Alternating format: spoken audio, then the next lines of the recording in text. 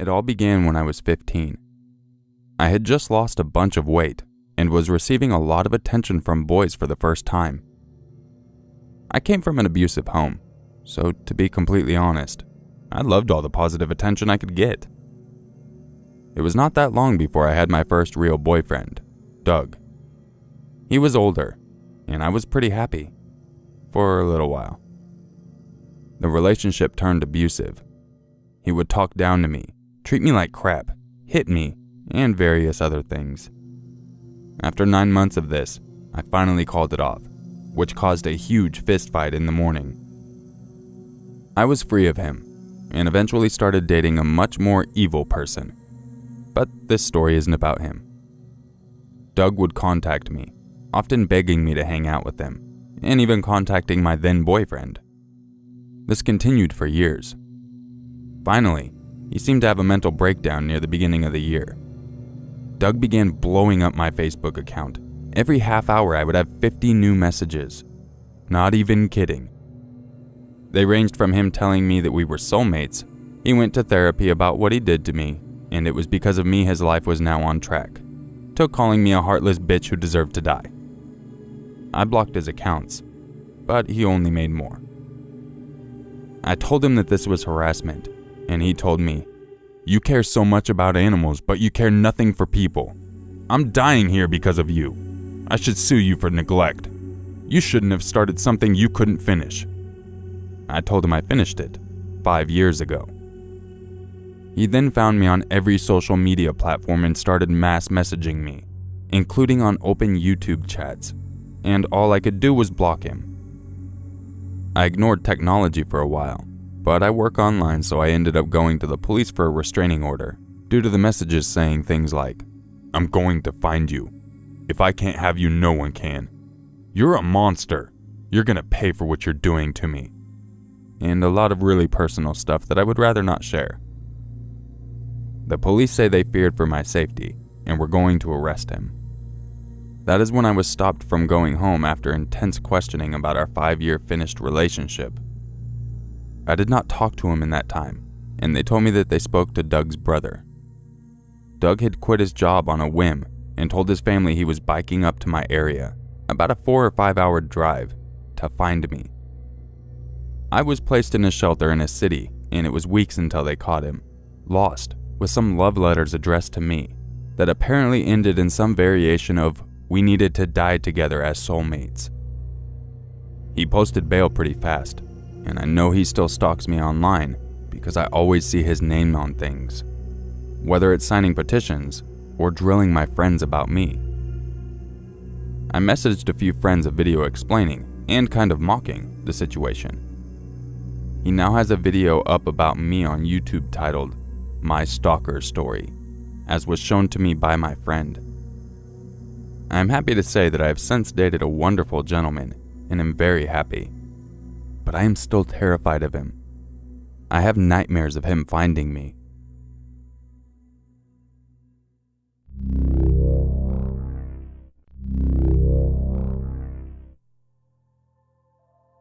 My name is Lauren. I'm nearly 21 now, but when I was 18, I finally moved out of my parents' house to go to college, and I was so excited. I'm really close to my family, but I couldn't wait to get out of my small town and finally live in a bigger city. I had a friend there who was a junior at the university at the time. She was studying abroad for the year, and was lucky enough to sublet her room for a low price. The house was old, with peeling paint and dead grass. The only plant on the lot was an ancient oak tree towering over the small home. It wasn't great, but it was a great deal for a freshman. I had 4 roommates, all of them upperclassmen. 3 lived on the second floor, and 1 in the bonus room/attic. My room was on the first floor, facing the back of the property. It was only large enough for a queen bed and a dresser, but I didn't mind, as I was just happy to have a room separate from my sister. The other girls were really nice and laid back. I had no friends there, and they were really welcoming. They invited me to go to their parties and other fun events, introduced me to their friends, and bought me alcohol. They felt like the cool older sisters that I never had. It It wasn't really my scene. I'm more of a quiet, avoid people at all costs introvert, but I told myself college was the place to change that. They decided to host a barbecue a few weeks into the semester. As the night progressed, the small party basically turned into a rave. More and more people arrived, most of them already blackout drunk. I had a few drinks, but definitely wasn't wasted. One of my roommates introduced me to her friend Ben, who, like me, was hanging on the outskirts of the crowd. He was cute, tall, lean, with brown eyes and dark hair, and definitely my type. He was on the quieter side, a little nerdy, but that didn't bother me. In fact, I liked that about him. Over the next few weeks, I saw him around campus a lot, at the library, coffee shop, and even in an antique store. He joked that it was a sign that we were meant to be, and laughed. Ben asked me if I wanted to go to a friend's party with him that weekend. He said he hated that scene, but it might be fun if I was there. I agreed. All week, I really looked forward to seeing him. He picked me up early, and we got food before the party. When we got to his friend's house, Ben was the perfect date. He understood my usual dislike for crowds of strange people, and made a special effort to make me feel comfortable. At first, it was a lot of fun. Later that night, one of Ben's extremely drunk friends decided he was okay to drive home, and Ben took off to stop him. It was taking a while, and a short, round-cheeked guy came to chat with me until he returned, noticing how awkward I was by myself. He introduced himself as Simon, a friend of Ben's.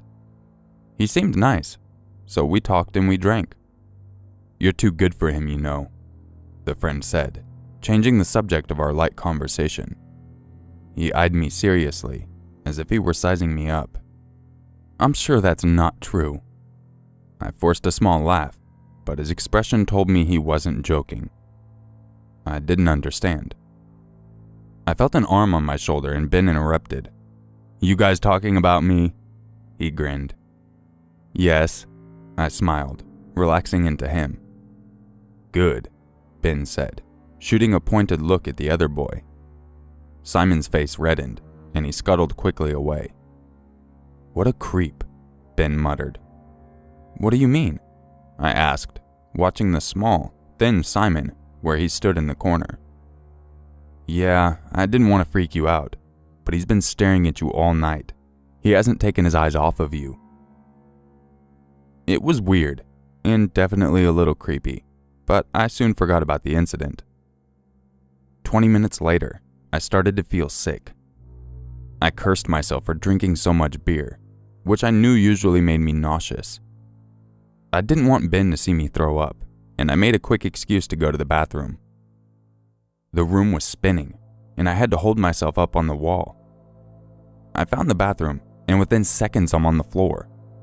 My limbs are heavy, and I can't even pull myself up to sit. I'm paralyzed, face down on the gross linoleum. At this point, I'm freaking out and can't stop crying. I was way too fucked up for only a few beers. I hear knocking and a boy calling my name. "I know you're in there, Lauren." It felt far away, like a horrible dream. "Let me in." Even with the throbbing bass, I could tell it was Simon. "Lauren, let me in." He won't stop yelling and pounding on the door. It's so loud. I thought the door surely was going to split in half from the sheer force of it. "Leave me the fuck alone!" I wanted to scream, but it came out as a small whimper. I was never really religious, but I prayed that the door would hold against him. A moment later, I heard another shout, and then what sounded like a fight. "Lauren, it's Ben. He's gone now. Are you okay?" I still couldn't answer. My mind was so fuzzy, and everything was going dark. I can't remember what happened next. Even now I can't recall all the details. I woke up a few hours later. It was dark, and I had no idea where I was, but it felt like a bed. My head pounded, and I felt extremely hungover. I didn't move, partially from whatever the hell I had been slipped, and partially because I was petrified. A heavy weight was on my waist, and it took a minute for me to register that it was actually someone's arm. My heart was pounding, and I strained to hear anything else. When I finally managed to calm down, I heard a familiar whirring sound. My charging laptop. I gathered all my courage and reached slowly out to the left, hoping to feel the metal yank chain of my lamp. I did, and I lit the room. Ben was fast asleep in the office chair. Kate was passed out in bed beside me. She woke with the light. Kate said she was so glad I was okay. She said Ben had brought me home after fighting off Simon. He had wanted to take me to the hospital, but the roommates had convinced him not to, as I was underage and probably not in any real danger. Ben reluctantly agreed, but insisted to stay to make sure that I was okay. I still felt sick for the rest of the day, and Ben stayed to play nurse. The roommates jokingly called him the hero, my knight in shining armor. Ben smiled, surely accepting of the praise. Late that same night, however, Ben had to leave. He was a pizza delivery man and had to work the late shifts. Soon after he goes, I get a text from an unknown number telling me that they had a great time at the party and they liked the way my legs looked in my skirt. I asked who it was. "You know who this is." I quickly blocked the number and suspected Simon. I showed the other girls, and they told me to save the text just in case. Ben started coming over nearly every night, and soon became my first real boyfriend. It was definitely a new experience. I had never forgotten the incident, but after not seeing Simon, or going to any more parties, I relaxed a little. It helped having Ben, my hero, by my side. Everything was going pretty well. Ben agreed to take our relationship slow. After a month and a half of constant contact, however, I felt like I needed a little space. I decided to go home for the weekend, which was about 3 hours from school. Ben was a little upset that I wanted to leave, but said he understood. I didn't have a car, and my parents didn't want to drive 6 hours round trip, so I had to take the train. Ben drove me to the train station and kissed me goodbye. He had to go into work soon, and had to drop me off an hour early. Approximately 30 minutes before the train, my phone starts buzzing. Again, it was an unknown number. "That suitcase is too big for a weekend," the text read. "You're not trying to leave me, are you?" I searched the room hysterically. There, a wooden bench across the lobby, sat Simon. His buzzed blonde head was semi-covered in a hood, and he had no bags or a ticket. Our eyes locked immediately. All I could hear was my heart hammering against my rib cage. My stomach turned and I sat there, frozen. I finally willed myself to move and leapt from my seat, surprising the couple beside me. "Who the fuck do you think you are?" I shouted, suddenly so angry I couldn't control myself. Simon looked from side to side, as if he were waiting for one of the now staring passengers to intervene.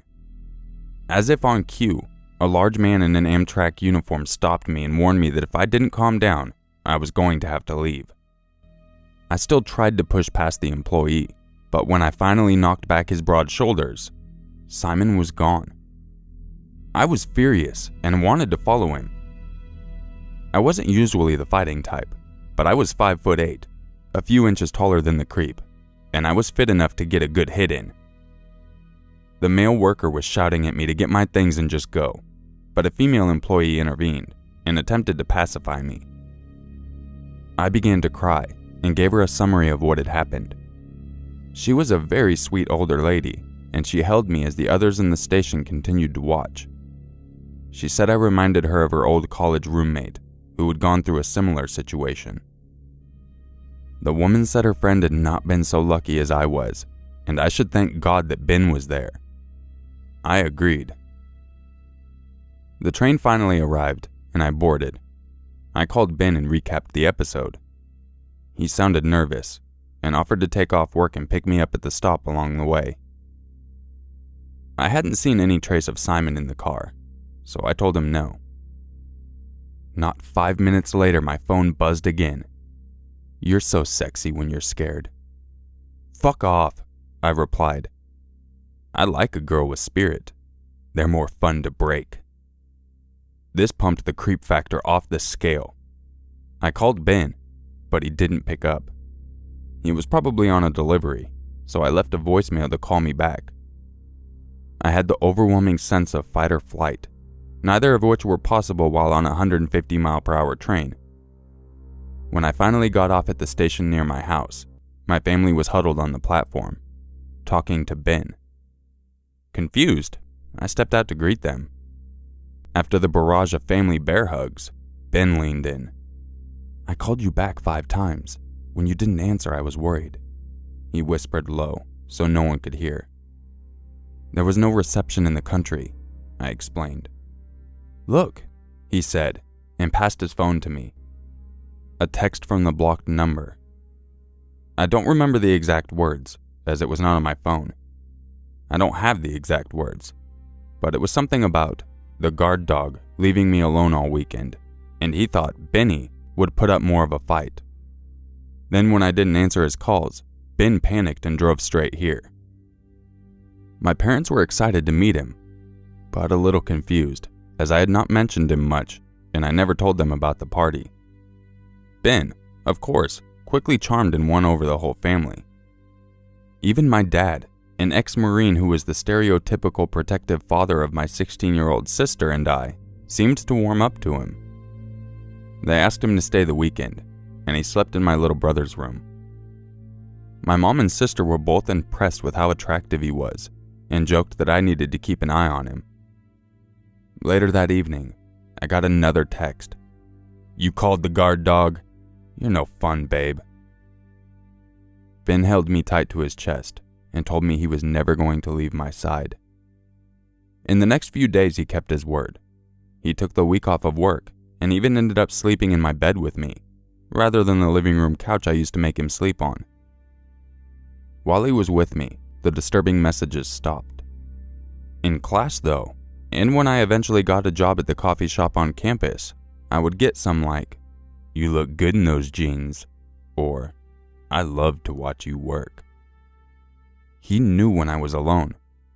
They started to come so often that they started to become a normal part of my daily routine. Soon after, I had started taking self-defense classes with my campus police. I was becoming more confident that Simon was not a real physical threat anymore, as I had not seen him, and I was extremely careful to watch out for myself. But the less I cared about Simon, the more intense the messages became. I told my cop instructor about the stalker and was advised to change my number. I did, and only gave it to a few trusted friends and family. Despite my best efforts, however, the text still persisted.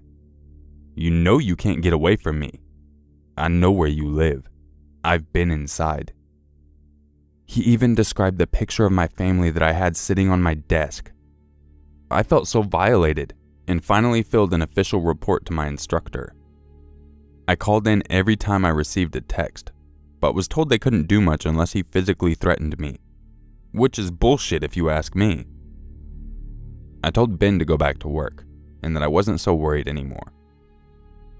He was delivering pizzas one night. Kate and the other housemates went out to a senior party off campus, and I was enjoying the quiet solitude. It was exam week, and I was up around 3 a.m. studying for the final the next day. I was starting to doze off, so I packed up the books and turned off the music. I turned the lights out and drifted off to sleep. I was awoken by the sound of crunching snow and a scraping noise on the side paneling on the outside of the house. I held my breath and slowly slid my bedside drawer open. I kept a 7-inch Marine-grade combat knife, a graduation gift from my father, in there. I used to joke about how ridiculous it was, but I appreciate his paranoia now.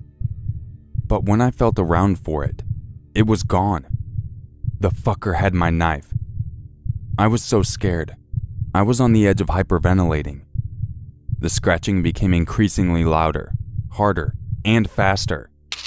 I saw the silhouette of a man through the curtain, but was too damn petrified to open them, terrified to see what was on the other side. "Go away!" My voice cracked as I screamed. I began to cry, and I hated myself for being such a coward. I tried to sound more confident as I yelled again, "Leave me the fuck alone! I'm calling the fucking cops!" I grabbed my phone and dialed 911. The operator said there was a car nearby, and they would be there in 5 minutes. I ran to check the locks on the first floor doors and windows as I stayed on the line with the operator. The noises persisted for another minute that passed like an hour. There was a deafening thud, and I shrieked. I heard sirens nearby and waited for the cops to pull into my driveway before meeting them outside. It was nearly below freezing outside, and I was still in my pajamas, shorts, and t-shirt, but I remember not even feeling the chill. I explained through sobs what had happened, and that Simon had been harassing me for months. The officers pulled me inside and told me to warm up. She said that there was another officer on the way and told me to lock up behind her as she checked the yard. The other policeman arrived, and it happened to be my self-defense trainer. He helped the woman search the area. I called Ben and left a voicemail. They returned a few minutes later and said that whoever it was had left. They followed the footsteps to the road, but couldn't find any more, as the road had been salted and plowed very recently. The two fell quiet and looked between at each other. "What is it?" I asked. It was obvious they were keeping something from me. They were silent for a moment, before my instructor told me to get dressed. I did, and we walked in silence outside. We avoided ruining the large footprints, and followed to the side. My heart dropped to my stomach, and my knees felt like jello.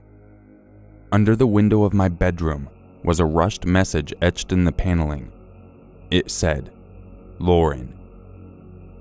The woman broke the silence and said she wasn't sure why he would leave his knife behind. Sure enough, there in the snow lay my blade. As a final "fuck you," he used my own knife. The cops waited with me until Ben came. They said they would post an officer in front for the night, and they would investigate Simon and review more in the morning. I called my housemates to let them know.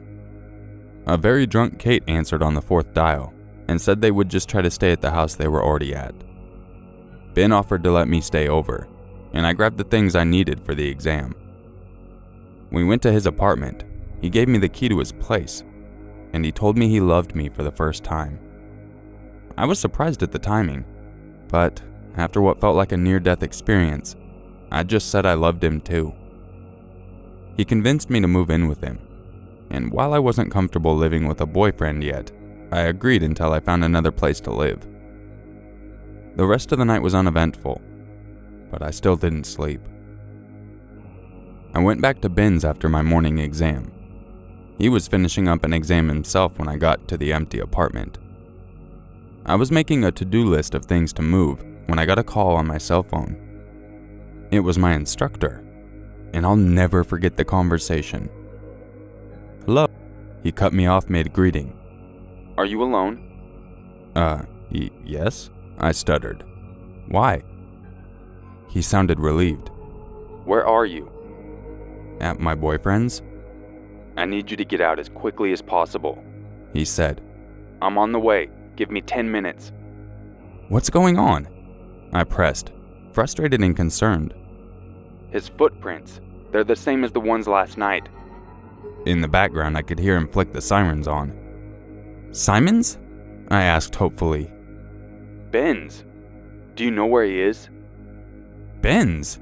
I asked, and I almost laughed at how ridiculous it sounded. "He's probably on the way back." "Get out," he stressed. His serious tone told me that it was not some joke after all. I hopped to my feet, flung the door open, and ran straight into Ben's hard chest. I gasped and dropped the phone from my shaking hands. The cop's voice blasted from the speaker. Ben picked it up and held it to his ear. "Who is this? She'll have to call you back," he murmured, his dark eyes not breaking from mine. "Babe, what's wrong?" His tall frame blocked the doorway, and he slowly herded me back inside, turning the lock behind him. I was just, going for a walk," I whispered, barely audible. "Without a coat?" he continued, inching closer. "You'd catch a cold." His usually relaxed demeanor was now cold and predatorial. "Can I have my phone back?" He looked at the device in his hand, holding it high above his head as I tried to snatch it. "Please, Ben!" Tears welled in my eyes and my heart pounded. "You have to get it from me." He just smiled and chuckled. I jumped, but missed. He wrapped his arms around my shoulders, pressing my body to his. "I love you so much, Lauren. Do you know that?" I shuddered and nodded slowly. "And you love me too?" I nodded again, unable to speak without bursting into tears. "Say it," he growled, yanking my hair back, forcing me to face him. "I love you," I cried. "That's why you'll never leave me, right? Because I protect you. I'm the only one who can." He bent down, pressing his lips hard against mine. Adrenaline really is an amazing part of the human body. I know the self-defense classes really help, and anyone who has the opportunity to take them should.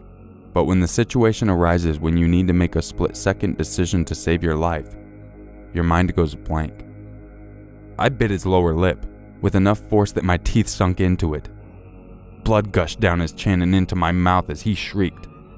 I took his moment of shock to knee him as hard as I could in the balls. He groaned as the air escaped his lungs.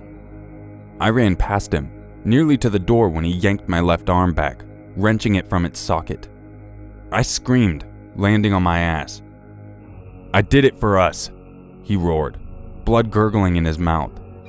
He spit and kicked me in the ribs. A sickening crack sent pain shooting up my side. "You're psychotic!"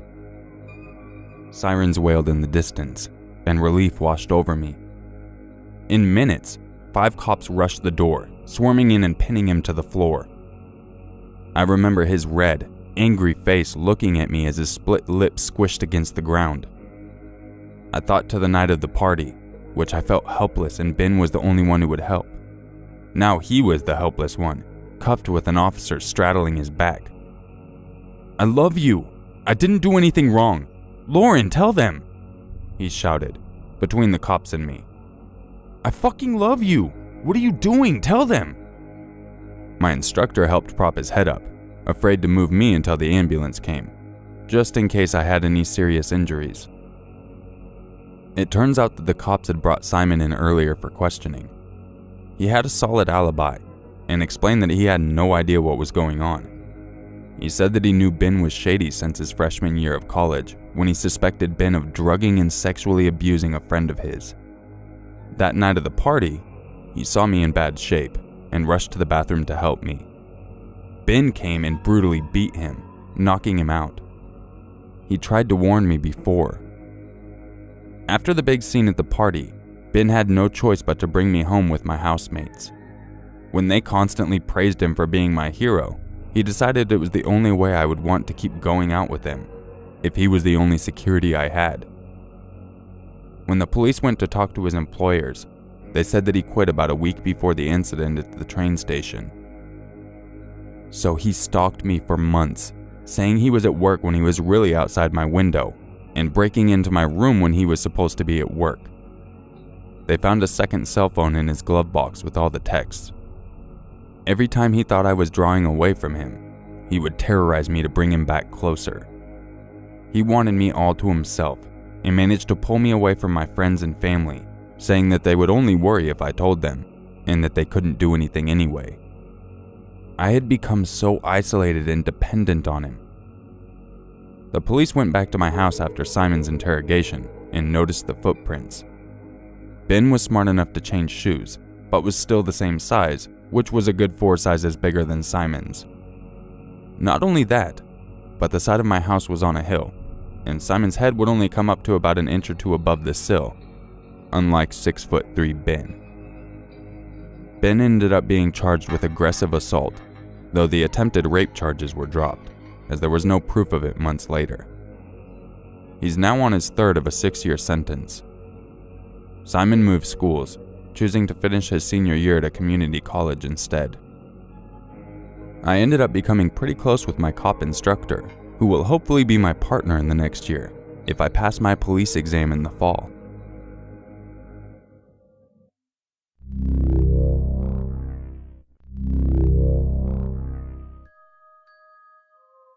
If you enjoyed this video, you know what to do. If you would like a chance to have your story featured in an upcoming video, make sure you email it to yourmaker6260@gmail.com. I really appreciate everyone watching this, and if you're watching this on Valentine's Day, I hope you're having a wonderful Valentine's Day. And if you're watching it on any other day, I hope you have a regular, normal day or whatever day you're watching it on. I also want to thank everyone who was joining me on my live streams. I was having some fun trying out the new features they have on there and getting to know it. And also, I will be doing another live stream on the 26th of this month, which will be my birthday. Here in probably a week or so, I'm going to go ahead and make an actual notification for it so you can actually set a reminder. But be expecting that. Once again, I appreciate everyone watching, and I'll catch you guys in the next video. And just remember, it's always scarier if it's true.